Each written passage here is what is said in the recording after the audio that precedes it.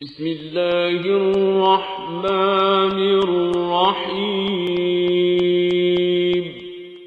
وَلَقَدْ يَسَّرْنَا الْقُرْآنَ لِلذِّكْرِ فَهَلْ مِن مُدَّكِرٍ۔ السلام علیکم ورحمۃ اللہ۔ الحمدللہ وکفیٰ وسلام علی عبادہ الذین اصطفیٰ۔ اعوذ باللہ من الشیطان الرجیم، بسم اللہ الرحمن الرحیم۔ ورسلا قد قصصناہم علیک من قبل ورسلا لم نقصصہم علیک وکلم اللہ موسیٰ تکلیما۔ آیت نمبر 164 سورہ نساء، اس میں اللہ تعالیٰ ارشاد فرماتے ہیں کہ ہم نے ان رسولوں پر بھی وحی نازل کی جن کا ذکر ہم اس سے پہلے تم سے کر چکے ہیں، اور ان رسولوں پر بھی جن کا ذکر تم سے نہیں کیا ہے۔ ہم نے موسیٰ سے اس طرح گفتگو کی جس طرح گفتگو کی جاتی ہے۔ پیچھے سے تذکرہ چلا آ رہا تھا کہ اس میں اللہ تعالیٰ یہ بات بتا رہے ہیں کہ ہم نے مختلف انبیاء کے طرف وحی بھیجی ہے، تو اسی طرح آپ کی طرف بھی بھیجی، یعنی کوئی نئی بات آپ لے کر نہیں آئے ہیں۔ تو گویا لوگوں کو یہ بات بتائی جا رہی ہے جن کے پاس سامنے آپ یہ بات پیش کر رہے تھے، اپنی دعوت ان کے سامنے رکھ رہے تھے، اپنا رسول ہونا انہیں بتا رہے تھے، اللہ کی کتاب انہیں سنا رہے تھے، تو ان کے سامنے یہ بات رکھی جا رہی ہے کہ یہ کوئی نیا اور نرالا کام نہیں ہے کہ پہلی مرتبہ دنیا میں ہو رہا ہے، لہذا آپ کی سمجھ میں نہیں آ رہا کہ ہو کیا رہا ہے، اب تک تو ہم نے نہ کبھی سنا نہ دیکھا۔ بلکہ آپ دیکھیں تاریخ انسانی کے اندر اتنے انبیاء کا تذکرہ آپ کے سامنے آتا ہے، ان انبیاء کے ماننے والے بھی آپ کو دنیا میں ملیں گے، کہیں ایسا نہیں ہے۔ یعنی جب نبی اکرم صلی اللہ علیہ وسلم یہ بات پیش کر رہے تھے تو عیسائی بھی موجود تھے، یہودی بھی موجود تھے، یعنی کم سے کم یہ دو تو موجود ہی تھے، سب کے سامنے تھے۔ اور یہودی بھی وحی کی بات کرتے تھے کہ ہاں توریت نازل ہوئی ہے، وحی کے ذریعے سے اللہ تعالیٰ کی طرف سے آئی ہے، اور انجیل کے بارے میں بھی عیسائیوں کا یہ عقیدہ موجود تھا۔ تو یعنی کوئی نئی بات نہیں تھی جسے بیان کیا جا رہا ہوتا، بلکہ بتایا گیا اور یہی بات بیان کی گئی کہ جس طرح اللہ اس سے پہلے توریت کو نازل کر چکا ہے، جس طرح اللہ تعالیٰ اس سے پہلے انجیل کو نازل کر چکا ہے، اسی طرح اس نے قرآن مجید نازل کیا ہے۔ جس طرح اس سے پہلے موسیٰ علیہ السلام، عیسیٰ علیہ السلام اور دیگر افراد کو اللہ نے نبی بنایا ہے، رسول بنایا ہے، ایسے اللہ نے محمد صلی اللہ علیہ وسلم کو بھی رسول بنایا ہے۔ تو اس اعتبار سے یہ کوئی ایسی بات نہیں ہے کہ جس میں کوئی اچھمبا ہو، کوئی ایسی بات ہو کہ جو سمجھ میں نہ آتی ہو۔ تو گویا یہ بات ہے جو اس میں بیان کی جا رہی ہے، پچھلی والی آیت میں اور اس آیت میں، دونوں کے اندر اسی بات کو واضح کیا گیا۔ اور یہ بات بھی بتائی جیسے پہلے کہا تھا کہ ہم نے داؤد کو زبور دی ہے، تو داؤد کو زبور دینے کی جو بات تھی، وَآتَيْنَا دَاوُودَ زَبُورًا، پچھلی آیت میں یہ بات گزری تھی۔ تو یہ آپ دیکھیں موجودہ جو بائبل ہے اس میں زبور کے نام سے ایک کتاب موجود ہے، اور اس میں تو زبور کے نام سے بھی موجود ہے، اور پھر سلیمان علیہ السلام کے حوالے سے بھی ایک ہے، ایوب کے حوالے سے بھی ایک موجود ہے، اور پھر مزید 17 اور موجود ہیں مختلف کتابیں۔ تو اس میں یہ بات اپنی جگہ ہے کہ اس میں بعض چیزیں ایسی ہیں جو واقعتاً گویا کہیے کہ الہامی ہی ہیں، یعنی ان کے مضامین سے پتہ چلتا ہے، ان کے انداز سے پتہ چلتا ہے۔ ایسا نہیں ہے کہ یہ مکمل طور پر جو ہے یہ بالکل ہی اس میں کچھ بھی نہیں ہے۔ جیسے اس کو دیکھیں، جب یہ کہا انہوں نے زبور، تو زبور تو ہے، لیکن یہ مکمل طور پر وہ زبور نہیں ہے جو اللہ نے نازل کی ہے، بلکہ اس کا کچھ حصہ اس کے اندر ہے موجود جس طریقے سے ہے، اور کچھ چیزیں جو ہیں انہوں نے اپنی طرف سے داخل کر رکھی ہیں۔ تو یہ بات بتائی گئی کہ ہم نے اسی طرح سے یہ نبی صلی اللہ علیہ وسلم پر بھی یہ کتاب نازل کی ہے، تو یہ بات بتائی جا رہی ہے۔ اب یہاں پر جو مزید اگلی بات جو سامنے آتی ہے، یعنی ان تمام رسولوں کے اور نبی اکرم صلی اللہ علیہ وسلم کے حوالے سے، سب کے حوالے سے بات ہے، رسلا مبشرین ومنذرین لئلا یکون للناس علی اللہ حجۃ بعد الرسل وکان اللہ عزیزا حکیما۔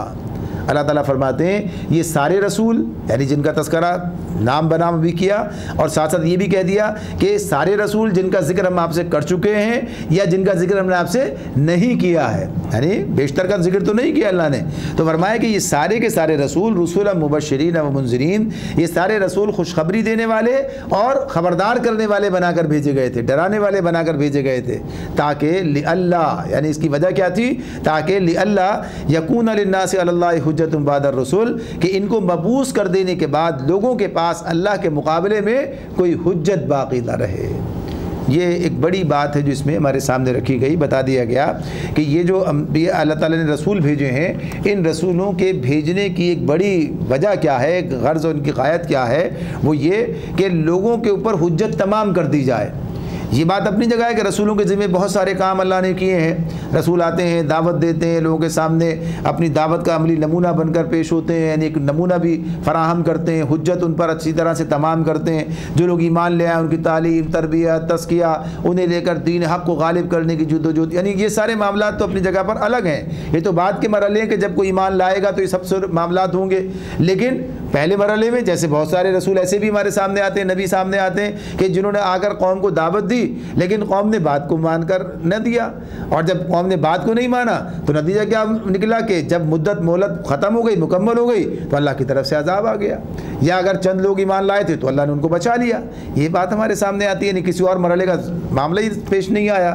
تو اس اعتبار سے یہ بات کہ جو پہلا کام تھا، جو اصل کام تھا، وہ یہ کام سامنے رکھ دیا گیا کہ بنیادی طور پر اتمام حجت کرنا، یعنی یہ نسل انسانی پر، بنی نوع آدم پر اللہ رب العالمین نے جو ان سے بھیجتے ہوئے وعدہ کیا تھا کہ ہماری طرف سے تمہارے پاس ہدایت آئے گی، تو اللہ نے ہدایت بھیج دی.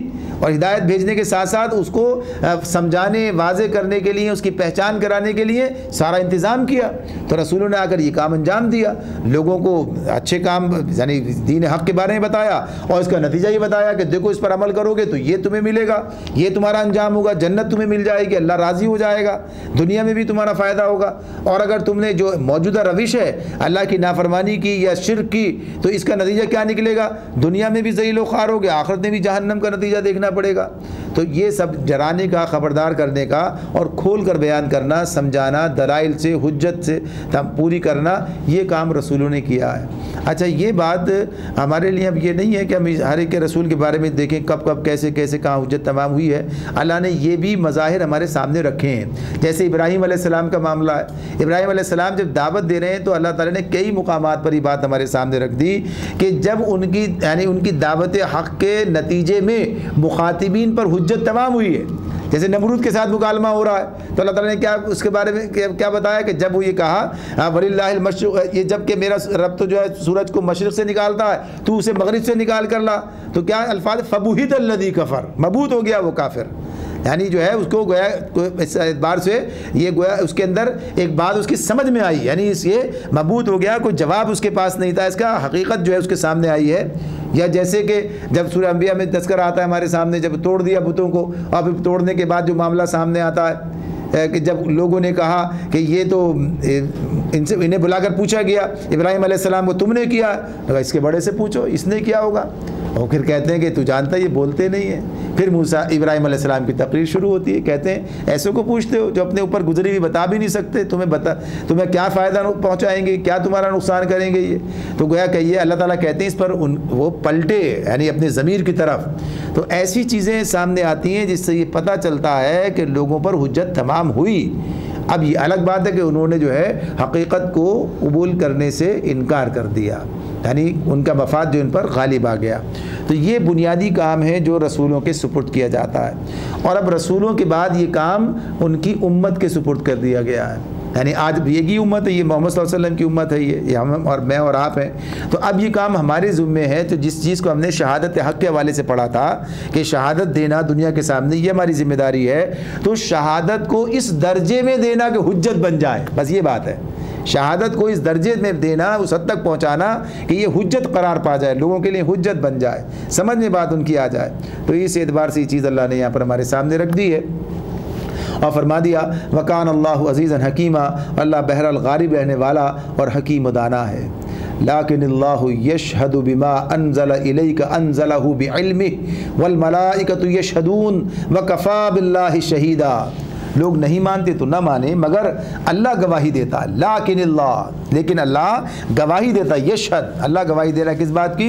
بما انزل الیک انزلہ بعلمہ، کہ جو کچھ اس نے تم پر نازل کیا ہے اپنے علم سے نازل کیا ہے. والملائکۃ یشہدون، اور اس پر ملائکہ بھی گواہ ہیں.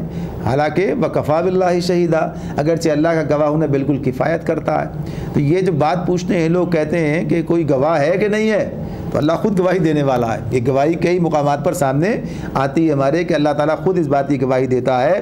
اور اللہ گواہی دینا کافی کو مانتا ہے مانے، نہیں مانتا ہے نہیں مانے، اس لیے کہ بہرحال یہ حقیقت اپنی جگہ پر ہے. تو اللہ کے گواہی دینے کا مطلب کیا ہوتا ہے کہ اللہ پھر وہ کام کر کے دکھاتا ہے. یعنی وہ نتیجہ سامنے آتا ہے. جیسے سورہ فتح میں ہمارے سامنے یہ بات آتی ہے جس میں اللہ نے کہا کہ هو الذی ارسل رسولہ بالہدی ودین الحق لیظہرہ علی الدین کلہ وکفی باللہ شہیدا. تو اللہ یہ اس نے اپنے رسول کو ہدایت و دین حق کے ساتھ بھیجا ہے تاکہ اسے تمام ادیان پر غالب کر دے, اور اللہ اس کی گواہی کافی ہے. اللہ جو اللہ کی گواہی ہے وکفی باللہ شہیدا, یعنی اس معاملے میں جو بات کہی جا رہی ہے اس پر اللہ کی گواہی کافی ہے.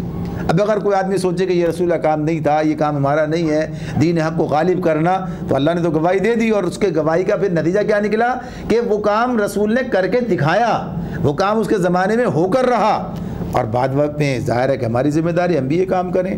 اب بھی اگر کوئی نہیں مانتا تو نہ مانے, قرآن گواہی دے رہا ہے اس پر, کافی ہے ہمارے لیے بات. تو یہ بات اس طرح سے کہ یہ علم کی کتاب کی بات جو ہے اللہ نے بتا دی کہ یہ اس پر اللہ کی گواہی کافی ہے, اور اس کے بارے میں اللہ نے چیلنج دیا ہے, بتایا ہے کہ اگر یہ اللہ کی کتاب نہیں ہے تو بتاؤ, لاؤ کوئی اس کسی یعنی اس کی مثل لے کر آؤ, اس کی کوئی دلیل تمہارے پاس اگر کوئی بنا سکتے ہو تو بنا کر لاؤ, اس کی طرح سے کوئی کتاب کوئی آیت بنا کر لے آؤ, کوئی صورت بنا کر لے آؤ. ان الذین کفروا وصدوا عن سبیل اللہ قد ضلوا ضلالا بعیدا. جو لوگ اس کو ماننے سے خود انکار کرتے ہیں اور دوسروں کو اللہ کے راستے سے روکتے ہیں, وہ یقیناً گمراہی میں بہت دور نکل گئے. یعنی یہ کام نہ صرف خود کرنا کفر کرنا بلکہ دوسروں کو بھی صدوا عن سبیل اللہ, یہ بڑا معاملہ ہے. یہ غور کرنا چاہیے, سوچنا چاہیے اس معاملے میں. یعنی دنیا کو یہ بات بتانے کی ضرورت ہے. بعض لوگ ایسے ہیں کہ خود بھی نہیں آتے اور دوسروں کو بھی روکنے کی کوشش کرتے ہیں, رکاوٹ بن جاتے ہیں, یعنی ایسے کام کرتے ہیں جس سے جو ہے لوگ صحیح راستے پر نہ چل سکیں, یعنی بات غلط راستے پر لے جانا چاہتے ہیں. تو یہ کتنا بڑا جرم ہے, یہ اللہ نے اس کو جگہ جگہ بیان کیا. تو کہا گمراہی میں بہت دور نکل گئے. ان الذین کفروا وظلموا لم یکن اللہ لیغفر لهم ولا لیہدیہم طریقا. تو اللہ تعالیٰ فرماتے ہیں اس طرح جن لوگوں نے کفر بغاوت کا طریقہ اختیار کیا اور ظلم و ستم پر اتر آئے, اللہ ان کو ہرگز معاف نہ کرے گا, اور انہیں کوئی راستہ بجز جہنم کے ولا لیہدیہم طریقہ, یعنی اس معاملے میں اور اللہ طریقہ جہنم خالدین فیہا ابدا, اور جہنم کے سوا کوئی راستہ جو اللہ تعالیٰ انہیں نہ دکھائے گا, اور اس جہنم کے اندر ہی وہ ہمیشہ رہیں گے. وکان ذالک علی اللہ یسیرا, اور ایسا کرنا اللہ کے لیے کچھ بھی مشکل نہیں ہے, یعنی اللہ کے لیے آسان ہے. وکان ذالک علی اللہ یسیرا, یہ کام کرنا اللہ کے لیے آسان ہے. یعنی بعض اوقات لوگ کہتے ہیں نا یہ بات, یہ جو اب اس کا ترجمہ بھی کر رہے ہیں, اب الفاظ تو یہ ہے کہ وکان ذالک علی اللہ یسیرا, یہ ایسا کرنا اللہ کے لیے بہت آسان ہے. ہم نے کہا کہ اللہ کے لیے مشکل نہیں ہے, یعنی آسان ہے, دوسرے معنوں میں یہ بات ہوئی.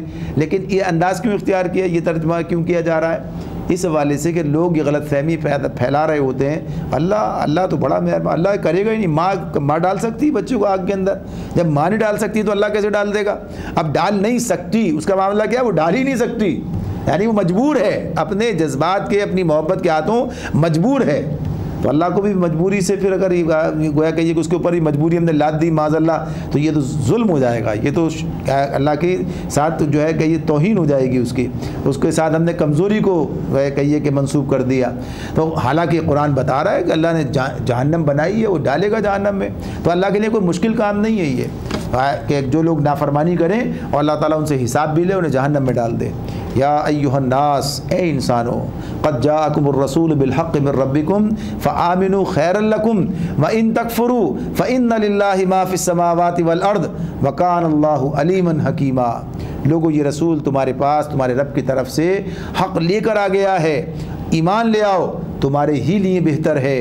اور اگر انکار کرتے ہو تو جان لو کہ آسمانوں اور زمین میں جو کچھ ہے سب اللہ کا ہے, اللہ علیم بھی ہے اور حکیم بھی ہے. اگر نہیں لاؤ گے ایمان تو اللہ کا کچھ بگاڑ نہیں لوگے, کوئی نقصان نہیں ہو جائے گا, سب اللہ کا ہے.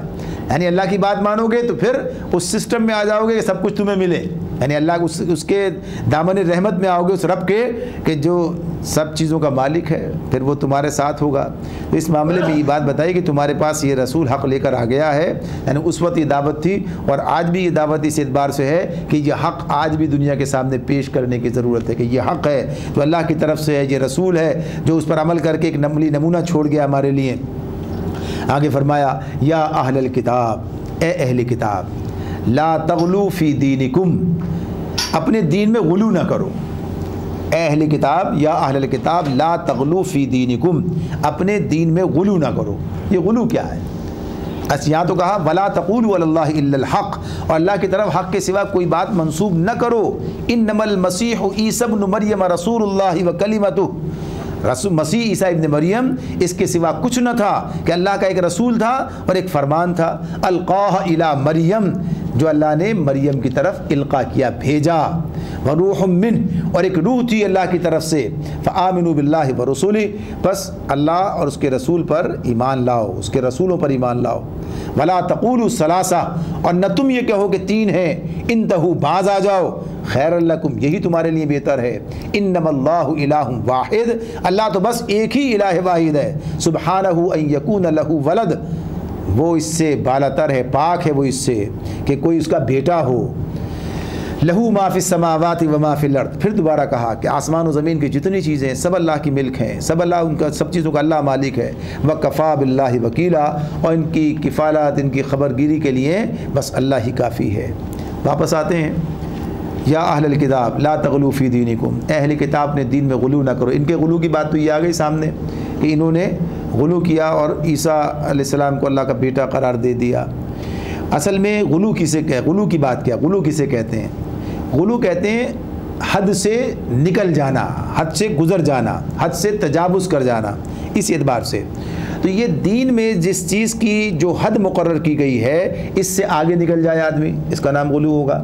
تو یعنی جس کا جو مقام ہے تو اس مقام سے اگر، جیسے رسول کا مقام یہ کہ اللہ کا رسول ہے، اب اسے یہاں سے اٹھا کر جو ہے الہ بنا دیا جائے تو یہ غلو ہو جائے گا.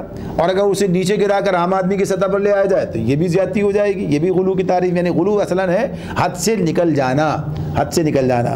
اور عربی کا ایک مقولہ ہے جس میں اس کا مطلب یہ ہے کہ جاہل آدمی کبھی اعتدال پر نہیں رہتا، افراط یا تفریط میں مبتلا ہو جاتا ہے.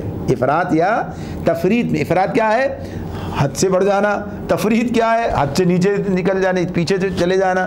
تو اصل چیز جو ہے اعتدال، صحیح راستہ ہے، یہ صحیح ہے، یہ درست ہے. اب نہ اسے بڑھایا جائے نہ گھٹایا جائے، یہ مطالبہ ہے، یہ طریقہ ہے. تو اسی کا نام جو ہے عدل ہے، اسی کا نام جو ہے حق ہے. تو اس میں یہ بتایا گیا کہ غلو جو ہے ان دونوں معنوں میں ہو سکتا ہے. تو اس اعتبار سے کہا کہ جاہل آدمی جو ہے یعنی بغیر علم کے، علم نہیں ہے تو پھر یہ صورتحال انسان کے سامنے آئے گی. تو علم کی موجودگی میں، اور علم سے مراد کیا ہوتی ہے؟ جو اللہ تعالیٰ کی طرف سے علم آیا ہے. اور یہ علم ایمان کے ساتھ ہوتا ہے، یعنی وہ علم جو آدمی کے اندر یعنی علم خشیت پیدا کرتا ہے، جو حقیقت کا علم حاصل کرتا ہے، اس اعتبار سے اس کے تقاضے ہیں. تو بہرحال اس کے اندر جو بات ہے وہ یہ بتا دی گئی کہ ان کے اندر انہوں نے کیا سارا معاملہ کیا کیا، یہ غلو کا معاملہ کیا. تو اللہ تعالیٰ ان سے تو کہتے ہی کہ دین میں غلو نہ کرو، لیکن اسی حوالے سے یہ معاملہ جو ہے ہمارے پاس بھی آتا ہے. ہمارے لیے بھی یہ بات ہے کہ غلو میں پڑنا جو ہے یہ اس میں وہ کہیے کہ اپنی تباہی کو دعوت دینا ہے، اپنی تباہی کو دعوت دینا ہے. ایک موقع پر حضرت عبداللہ بن عباس رضی اللہ تعالیٰ عنہ جو ہیں ان کا معاملہ سامنے آتا ہے. نبی کرم صلی اللہ علیہ وسلم نے ان سے کہا کہ جب یہ حج کے لیے گئے تھے کہ رمی جمرات کے لیے کنکریاں آپ نے ان سے مانگی، کنکریاں چن کر لے کر آؤ. تو وہ اوسط درجے، متوسط درجے، ایسے درجے کی کنکریاں، نہ بہت بڑی اور نہ بہت چھوٹی، یعنی مناسب کنکریاں لے کر آئے. تو نبی کریم صلی اللہ علیہ وسلم ان کو دے کر کہا بمثلہن بمثلہن، یعنی بالکل اسی طرح، یہ بالکل ٹھیک صحیح ہے. یہ یعنی اس معاملے میں غلو اختیار نہ کرو. اس موقع پر پھر آپ نے کہا کہ پچھلی امتیں ہلاک ہو گئی غلو کرنے کی سبب سے، لہذا تم غلو سے بچو. نبی صلی اللہ علیہ وسلم سے کہا کہ تم غلو سے بچو، پچھلی امتیں غلو کرنے میں ہلاک ہو گئی. اب یہاں کیا بات ہے؟ عبادت کے معاملے میں غلو کی بات آ رہی نہیں ہے. یعنی اس معاملے کے اندر جو ہے کہ یہ کہ متوسط طرح یہ بات بتا دی گئی. تو اس معاملے میں اب یہ ہوتا ہے کہ جب لوگ جذبات کے اندر آتے ہیں تو جانے کیا کیا کچھ حرکتیں کرنے لگتے ہیں. تو یہ بات بتا دی کہ جو طریقہ، جو سسٹم بتا دیا اس کے اندر. تو نبی کرم صلی اللہ علیہ وآلہ وسلم نے ہر اعتبار سے ہمیں اعتدال کی تعلیم دی، عدل کے ساتھ رہنے کی زندگی گزارنے کی تعلیم دی، بتایا اور کہا کہ یہ جو میں تمہارے سامنے ایک نمونہ فراہم کر کے جا رہا ہوں یہ ہے عدل پر مبنی. اب اس سے جب آدمی آگے پیچھے ہٹتا ہے تو کام خراب ہو جاتا ہے. بدعت کیوں خراب ہے؟ بدعت کا معاملہ کیا ہے؟ یعنی بدعت کو کہا نا، بدعت تو جہنم میں، یعنی بدعت کا معاملہ جو ہے جہنم میں لے جانے والی چیز ہے. تو کیوں؟ وجہ کیا ہے اس اعتبار سے؟ تو بنیادی بات یہی ہے کہ جب آدمی حد اعتدال سے تجاوز کرتا ہے، یعنی جب سنت پر مطمئن نہیں، جتنا ہے اتنا، بس اتنا اس پر رہا جائے، جب اسے آگے بڑھنے کی، پیچھے ہٹنے کی، اس میں تبدیل و ترمیم تنسیخ کرنے کی کوشش کرتا ہے تو ظاہر سی بات ہے غلو میں مبتلا ہوتا ہے اور اس کا نتیجہ جہنم کی صورت میں سامنے آتا ہے۔ تو اس میں واضح طور پر یہ بات ہے کہ جو بتا دیا جو طریقہ، چاہے یہ آدمی بعض اوقات کہتے ہیں نا بڑی نیک نیتی سے کام کیا جائے، تو نیک نیتی بھی اس معاملے میں قابل قبول نہیں ہے، یعنی اس کا معاملہ جو ہے پھر وہی جہالت کی طرف چلا جائے گا۔ تو اس اعتبار سے یہ بات جو ہے کہ کسی بھی طور پر اس بات کو پسند نہیں کیا گیا، قبول نہیں کیا گیا کہ آدمی جو ہے نبی اکرم صلی اللہ علیہ وسلم کی سنت کو چھوڑ کر کوئی اضافہ کرنے کی کوشش کرے، کوئی معاملہ ایسا کہہ رہے۔ نبی اکرم صلی اللہ علیہ وسلم کے زمانے میں خود آپ کے سامنے جب یہ بات آئی، یعنی ان اصحاب کا قصہ آپ کو یاد ہے، آپ سامنے ہے کہ جب انہوں نے جو ہے آپ کی عبادت سے آگے بڑھنے کی کوشش کی، یعنی کسی نے کہا کہ وہ رات کو جو ہے ساری رات قیام کرے گا، سونا ترک کر دے گا، یا یہ کہ وہ جو ہے اب نکاح نہیں کرے گا، اس سماجی زندگی سے الگ رہے گا تاکہ دین کا کام کر سکے، روزہ رکھے گا روزانہ، یعنی تاکہ جو ہے اس کے اندر یہ قوت پیدا ہو، اللہ سے تعلق کو اس کا بڑھ جائے۔ تو نبی اکرم صلی اللہ علیہ وسلم نے ان چیزوں کی ممانعت فرمائی اور اس اعتبار سے اس طرح سے ان سے بات کی، بات کا آغاز جو کیا کہ میں تم میں سب سے زیادہ اللہ سے ڈرنے والا ہوں، یعنی میرا تقوی ایسا نہیں کہ کوئی معیار ہی نہیں، آپ جو میں کوئی معیار نیا لے کر آئیں گے، یہ معیار ہے جو میں فراہم کر رہا ہوں۔ تو اس اعتبار سے آپ نے بتا دیا کہ میں روزہ رکھتا بھی ہوں، افطار بھی کرتا ہوں، میں رات کو قیام بھی کرتا ہوں اور سوتا بھی ہوں، میرے بیوی بچے بھی ہیں، سارے معاملات ہیں، یہ بیویاں ہیں آپ کی۔ تو یہ بتا دیا کہ یہ ہے صحیح طریقہ۔ اب اس کے اندر آدمی کسی یعنی وہی حد سے تجاوز کر جائے تو حد سے تجاوز کے سارے قسمیں ہیں، سارے معاملات ہیں۔ اب کوئی جیسے کہا کہ بھئی یہ سب کام ہے، تمہارے بچے ہیں، کام بھی کرنا ہے، یہ سب بھی کرنا ہے، اب کوئی آدمی اس طرف غلو میں چلا جائے، وہ کہے بس صاحب بچے ہیں، کام بھی کرنا ہے، بس کام ہی کرنا ہے، کام ہی کرنا ہے، سب چیزیں چھوڑ جائے تو یہ بھی غلط ہو جائے گا۔ اور کوئی بچوں کو اللہ کے حوالے کر دے اور کہے بھئی اللہ ان کا وارث ہے، وہ ان کا کام کرنے والا ہے اور خود میں تو الگ چلا، تو یہ بھی غلط ہو جائے گا۔ یعنی وہی اعتدال کی جو بات ہے کہ حد اعتدال سے تجاوز نہیں کرنا ہے، اس سے منع کیا ہے۔ اور اس معاملے میں بھی نبی کریم صلی اللہ علیہ وسلم نے متوجہ کیا کہ دیکھو میری تعریف کے اندر بھی غلو نہ کرنا، ہمیشہ یہی کہنا کہ میں اللہ کا بندہ اور اس کا رسول ہوں، یعنی یہ بات کہنا، یعنی اس معاملے میں یہ بات آپ نے اس طریقے سے تعلیم دی ہے۔ تو غرض یہ کہ یہ جو بنی اسرائیل کا معاملہ رہا، یہ غلو کرنے کا نتیجے میں یہ بربادی ان کے اندر آئی، خرابی ان کے اندر پیدا ہوئی۔ یہودیوں کا غلو کیا تھا کہ انہوں نے رسولوں کو ان کے مرتبے سے نیچے گرا دیا، ان کی بات مان کر نہیں دی، اور گویا کہیے کہ اس مسیح علیہ السلام کے انکار اور مخالفت میں حد سے گزر گئے، اور انہوں نے کیا کام کیا، وہ انہیں الہ بنا لیا، خدا بنا لیا۔ اور انہوں نے بھی جب عزیر علیہ السلام کو اللہ کا بیٹا قرار دے کر انہیں بھی یہ کام کیا انہوں نے۔ تو یہ چیزیں واضح طور پر بتائی گئیں کہ دین میں غلو نہ کرو، یا اہل الکتاب لا تغلو فی دینکم، اے اہل کتاب اپنے دین میں غلو نہ کرو اور اللہ کی طرف حق کے سوا کوئی بات منسوب نہ کرو۔ مسیح عیسیٰ ابن مریم اس کے سوا کچھ نہ تھا کہ اللہ کا ایک رسول تھا اور ایک فرمان تھا، کلمتہ، کلمہ کی بات ہے نا، کلمہ فرمان۔ تو فرمان کیا ہے، کسی اعتبار سے کلمہ جو ہے یعنی اللہ کے کلمہ کن سے پیدا ہوئے، یعنی اللہ کے حکم سے پیدا ہوئے بنیادی طور پر، یعنی بغیر باپ کے پیدا ہوئے نا، بغیر نطفے کے پیدا ہوئے ہیں، باپ کے نطفے کے بغیر، تو اللہ کے حکم سے پیدا ہوئے۔ تو اس اعتبار سے اللہ نے انہیں اپنا فرمان کہا، اور ایک روح تھی جو اللہ نے، ایک فرمان تھا جو اللہ نے مریم کی طرف بھیجا، اور ایک روح تھی اللہ کی طرف سے۔ اب یہ جو یہاں اللہ نے یہ کہا کہ روح من کی بات کی ہے، تو اسی کو سورہ بقرہ میں ہم نے پڑھا ہے جس میں کہا تھا ایدناہ بروح القدس، کہ ہم نے پاک روح سے مسیح کی مدد کی۔ تو اس معاملے میں ایک تو یہ کہ وہ پاکیزہ روح نے عطا کی اللہ تعالیٰ نے خود انہیں، تاکہ جس روح کی بنیاد پر یعنی جیسے شخصیت وہ بنے اور جو کام انہوں نے کیا، جو ان کی خوبیاں تھیں، اس حوالے سے بات ہے یہ۔ اور یہ اس اعتبار سے انہوں نے ان کے اندر جو غلط فہمی پیدا ہوئی کہ شاید یہ روح من کا مطلب یہ ہو گیا کہ رسول جو ہیں یہ اللہ کی طرف سے ہیں، یا اللہ کے جو نطق کی بات ہے، فرمان کہا تھا تو اللہ کے جو نطق کا اظہار ہے یا اس کے روح کا معاملہ ہے، تو یہ اس کی غلط فہمیوں کی بات ہے۔ ورنہ قرآن مجید میں یہ انداز متعدد حوالوں سے ہمارے سامنے آتا ہے جس میں اللہ تعالیٰ چیزوں کو اپنی ذات سے منسوب کرتے ہیں۔ خود آدم علیہ السلام کے بارے میں اللہ نے کہا کہ اس نے اپنی روح سے پھونکا، یعنی اس حوالے سے بات بتائی ہے۔ تو یہ اس کا مطلب یہ نہیں ہوتا کہ وہ الوہیت میں شریک ہو جائیں۔ پھر کہا کہ بس ایمان لاؤ اللہ اس کے رسولوں پر، اور نہ کہو تم کہ تین ہیں، بلکہ اس سے باز آ جاؤ، یہی تمہارے لیے بہتر ہے۔ اللہ تو بس ایک ہی الہ ہے، اللہ اس بات سے پاک ہے کہ کوئی اس کا اولاد ہو، کوئی اس کا بیٹا ہو۔ زمین و آسمان کی ساری چیزیں اسی کی ملک ہیں اور ان کی کفالت و خبرگیری کے لیے بس اللہ ہی کافی ہے۔ لن یستنکف المسیح ان یکون عبدا للہ ولا الملائکۃ المقربون، مسیح نے کبھی اس بات کو عار نہیں سمجھا۔ کس بات کو عار نہیں سمجھا؟ ان یکون عبدا للہ، کہ وہ اللہ کا بندہ ہو، ولا الملائکۃ المقربون، اور نہ ہی فرشتے مقرب فرشتے جو ہیں، مقرب ترین فرشتے اس کو اپنے لیے عار سمجھتے ہیں۔ یعنی یہ بات جو کوئی آدمی بڑھاتا ہے اس معاملے میں، کس بنیاد سے بڑھاتا ہے؟ جب آپ دیکھیے اللہ کے رسول کے لیے اگر ان صفات کو تسلیم کرتے ہیں، کہتے ہیں، بیان کرتے ہیں جو اللہ کی ہیں، اور گویا کہ یہ اختیار جو اللہ کا ہے اس اختیار کو ادھر منسوب کر دیتے ہیں، اور جب کوئی بات ایسی آئے سامنے کہ بھئی یہ تو غلط ہے، قرآن یہ کہتا ہے، اللہ تعالیٰ یہ بات بتاتے ہیں تو اللہ ہی کے لیے ہے، تو کیا رسول کو یہ بھی اختیار نہیں ہے؟ کیا اس کے پاس یہ، یعنی یہ سوچ پیدا ہو؟ حالانکہ بات کیا ہے کہ جو اللہ رب العالمین نے، جو اللہ کا یعنی خالق ہے، وہ پیدا کرنے والا ہے، تو اب ظاہر سی بات ہے وہی پیدا کرنے والا ہے، کوئی اور تو پیدا کرنے والا نہیں ہے۔ یعنی جو خالق ہے وہ خالق ہی رہے گا، وہ کوئی اور نہیں بن سکتا۔ یعنی یہ جو عبد ہونا ہے یہ خود کوئی برائی کی بات نہیں ہے، کوئی کمزوری کی بات نہیں ہے، یعنی اللہ کی بندگی اختیار کرنا۔ یعنی ہمیشہ رسولوں نے آ کر یہ دعوت دی، میں بھی اللہ کا بندہ ہوں، تم بھی اللہ کے بندے ہو، میں بھی اللہ کی بندگی کرتا ہوں، تمہیں بھی اللہ کی بندگی کی دعوت دیتا ہوں۔ تو جو صفات اس اعتبار سے ہیں، جو معاملات ہیں، جو اللہ نے علم عطا کیا، جو خصوصیت دی، جو ان کا مرتبہ ہے، مقام ہے، وہ اپنی جگہ اس حیثیت سے ہے، لیکن وہ الوہیت کے اندر نہیں ہے۔ تو یہاں کہا یہ جو بات بتائی جا رہی ہے کہ وہ اللہ کا بندہ ہے، یعنی اس میں انہوں نے کبھی عار نہیں سمجھا، اور نہ مقرب ترین فرشتے اس کو اپنے لیے عار سمجھتے ہیں۔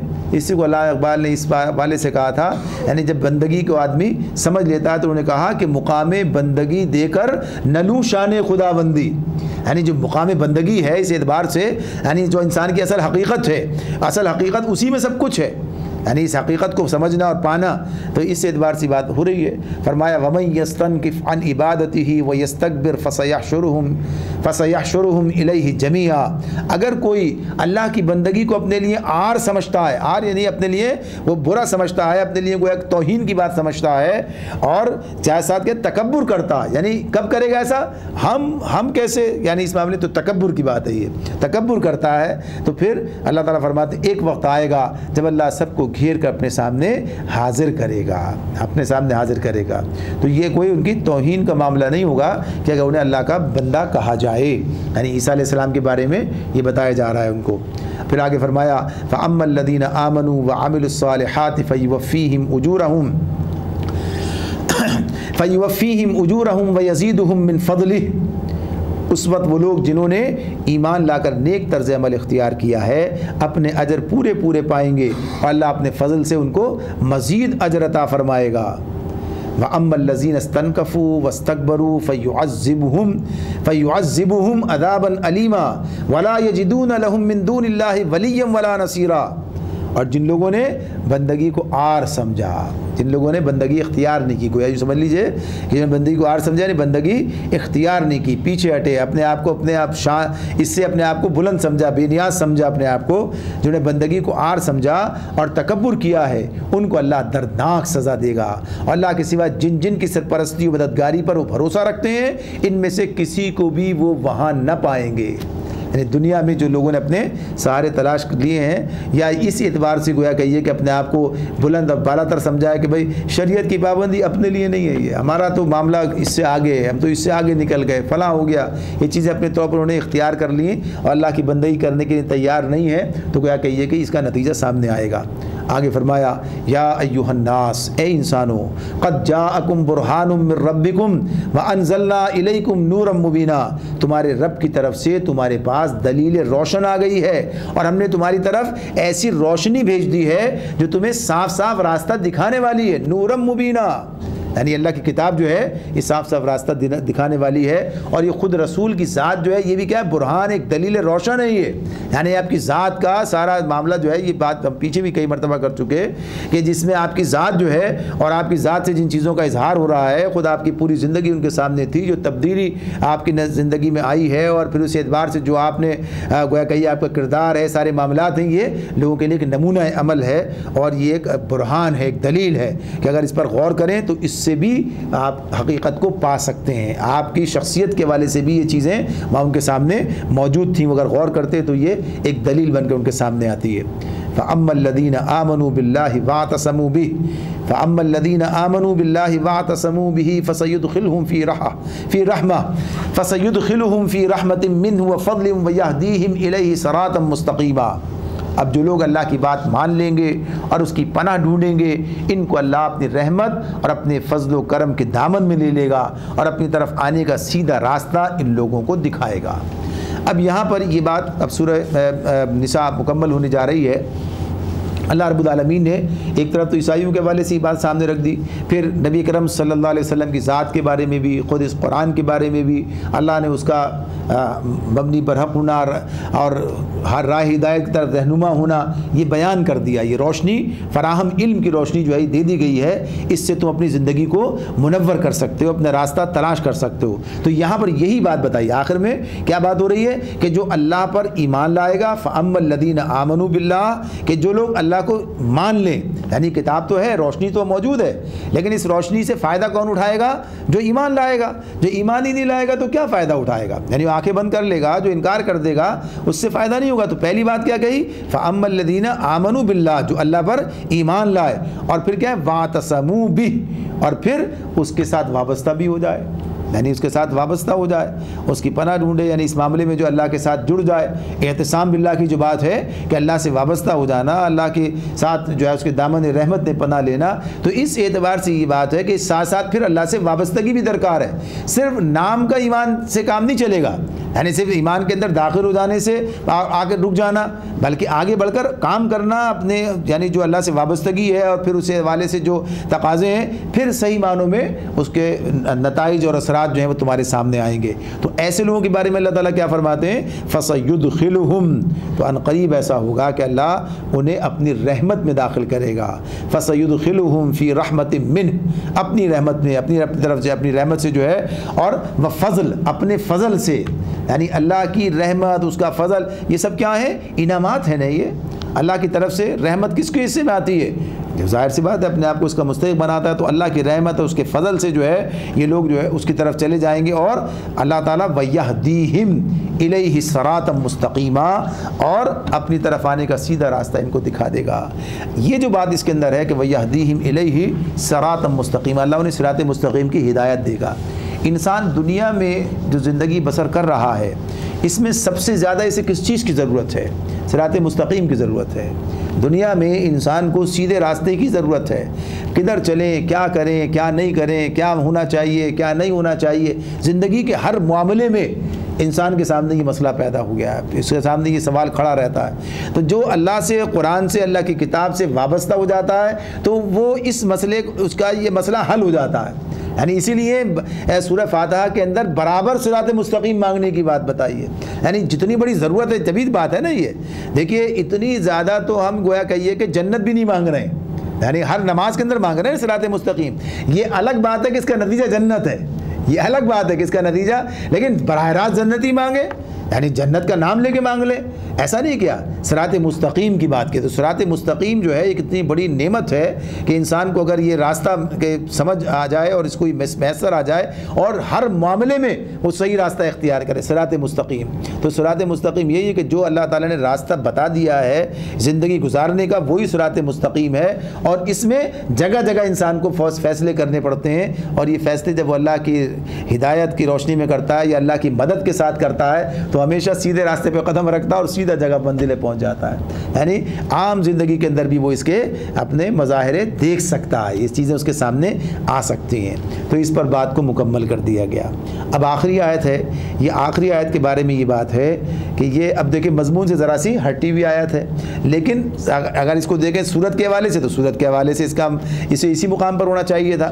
یعنی اس میں سورہ نساء میں اللہ نے وراثت کے بارے میں بتایا ہے، پیچھے کلالہ کے بارے میں ایک مضمون گزر چکا ہے، تو یہ دوسرے کلالہ کے بارے میں پوچھا گیا ہے، تو یہاں پھر اس کو مضمون اس کو اسی مقام پر لا کر رکھا گیا ہے. تو بتایا گیا کہ یہ آیت اس سورت کے نازل ہونے کے کافی عرصے کے بعد نازل ہوئی، لیکن مضمون کی مناسبت سے اللہ تعالیٰ نے اس کو اسی مقام پر رکھ دیا ہے. نبی صلی اللہ علیہ وسلم کو ہدایت کی، یہاں رکھا آپ نے. यस्तफ्तूनक, वही जैसे अंदाज था पीछे, यस्तफ्तूनक फिर निसा था, ये औरतों के बारे में पूछते हैं, फतवा मांगते हैं, तो यहाँ भी पूछा गया यस्तफ्तूनक। अब ये नहीं कहा कि ये जो है किसके बारे में पूछते हैं, बस कहा पूछते हैं। तो अब ये चूँकि आगे वाला जुमला है, कुल आप इनसे कह दीजिए अल्लाह युफ्तीकुम फिल कलाला, अल्लाह तुम्हें कलाला के बारे में फतवा देता है। तो पता चल गया कलाला के बारे में पूछते हैं, यानी अगला जुमला खुद वजाहत कर रहा होता है। बातों का तर्जुमे में इस तरह से बात कर रहे होते हैं तो पूरा मजमून बयान करना मतलूब होता है, यानी वही बात है कि मजमून यानी बा मुहावरा या तर्जुमानी के एतबार से। तो अब इसके अंदर यस्तफ्तूनक है, तुमसे पूछते हैं, सवाल कर यानी तो फतवा मांगते हैं। तो अब ये किस मामले मांगते हैं, तो पीछे वाला जुमला बता रहा है कि कलाला के मामले मांगते हैं, तो इसलिए लफ्ज़ कलाला भी इसके अंदर मौजूद मिलेगा आपको।